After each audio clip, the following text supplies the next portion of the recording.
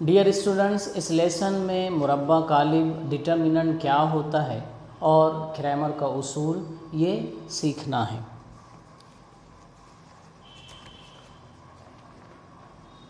मुरब्बा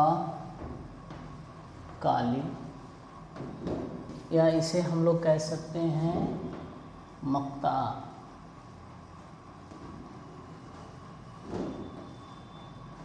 मक्ता डिटर्मिनेंट।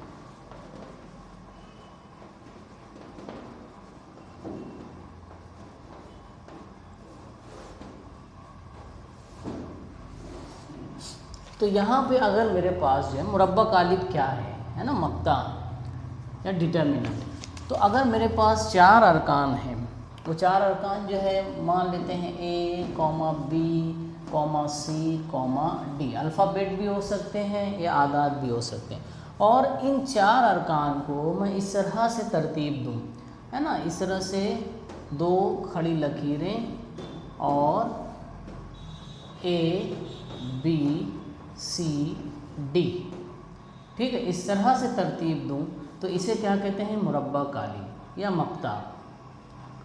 ठीक है, और आपकी किताब में कहा गया है कि मक्ता को कौन से लेटर से, कैपिटल लेटर से ज़ाहिर किया जाता है। तो मान लेते हैं ये एक जो मुरब्बा कालिब है वो कौन सा है, कैपिटल A है। ठीक है, तो मुरब्बा कालिब तो दो खड़ी लकीरें और उसमें अरकान को तरतीब दिया जाता है। मैंने कुछ इस तरह से दिया। अब मुरब्बा कालिब की कीमत होती है, मुरब्बा कालिब की कीमत होती है। इसकी कीमत कैसे मालूम करते हैं, ये बहुत अच्छी तरह से सीखना है। तो ये कीमत कैसे मालूम होगी कि यहाँ पर इस तरह से ये ज़र्ब होगा जिसको हम लोग बोल सकते हैं तिरछी ज़र्ब, A ज़र्ब D, है ना, A ज़र्ब D माइनस, अब क्या ज़र्ब होगा, B ज़र्ब C, B ज़र्ब C। ये इसकी कीमत होगी। मुरब्बा कालिब की कीमत इस तरह से मालूम की जाती है। पर यहाँ देखोगे कि इस मुरब्बा कालिब का दर्जा जो है वो 2 है।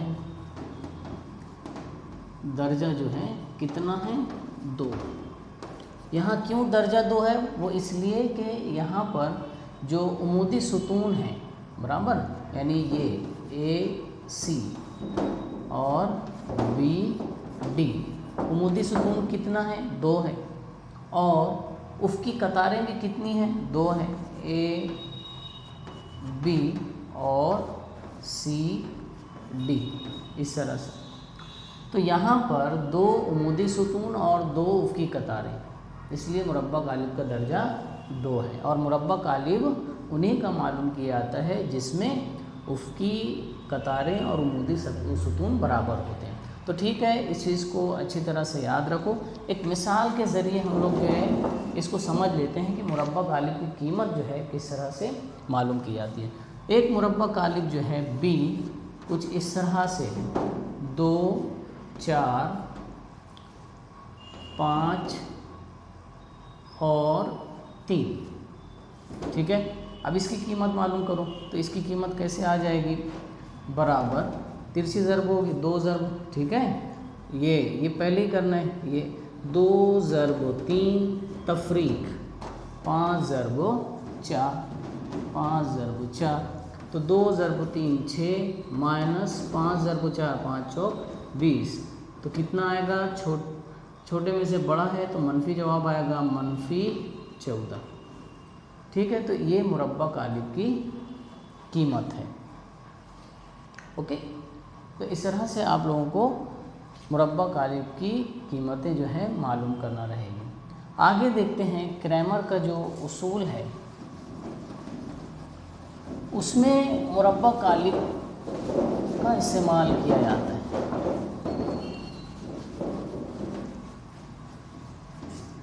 है ना। क्रैमर का उसूल, क्रैमर के उसूल में क्या इस्तेमाल किया जाता है, मुरब्बा कालिब का तरीका, और फिर इसी से जो है हमज़ात खत्ती मसावतों का हल निकाला जाता है।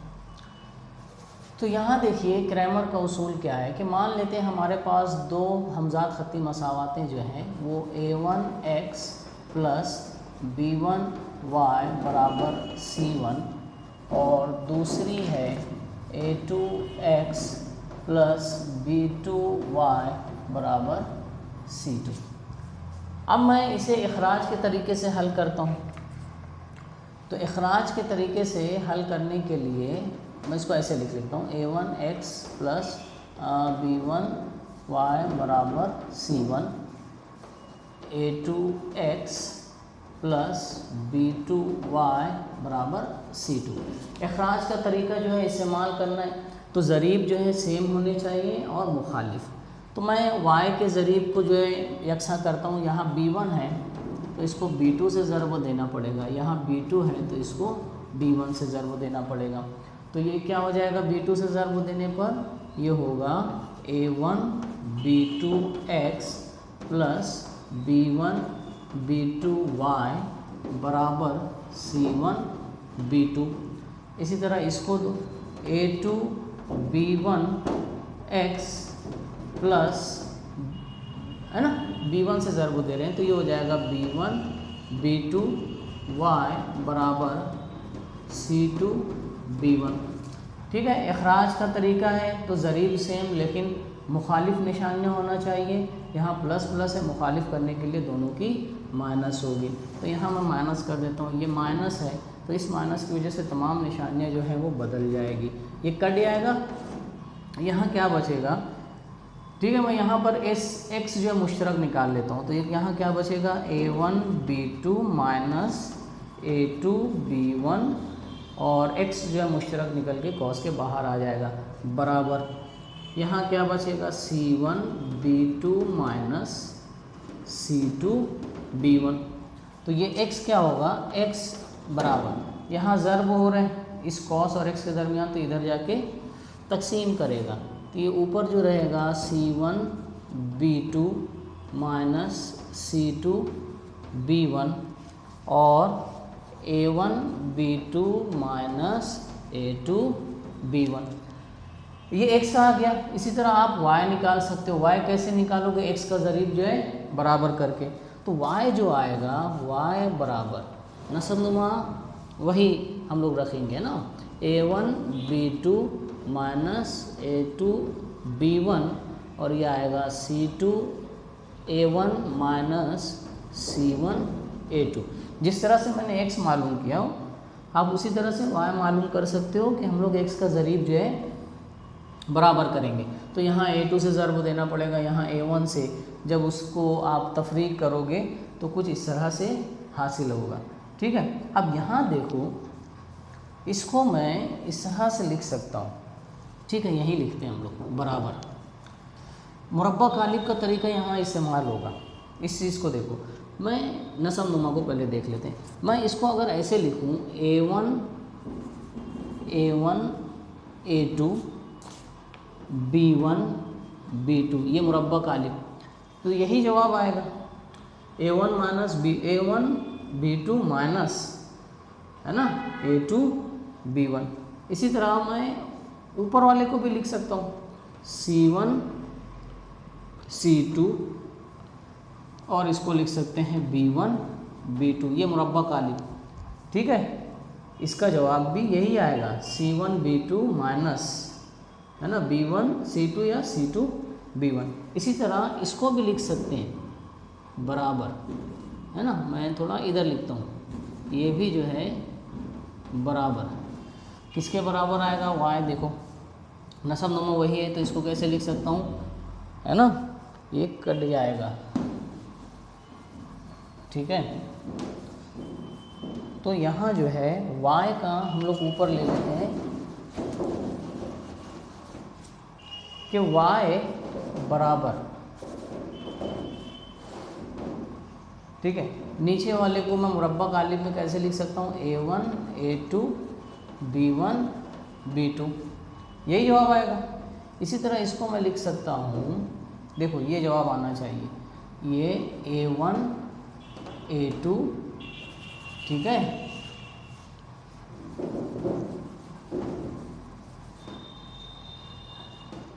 A1 A2 C1 C2, ये मुरब्बा कालिब की सूरत में लिख सकता हूँ, जवाब वही आएगा A1 C2 माइनस, है ना, C1 A2 बोलो या A2 C1, ठीक है।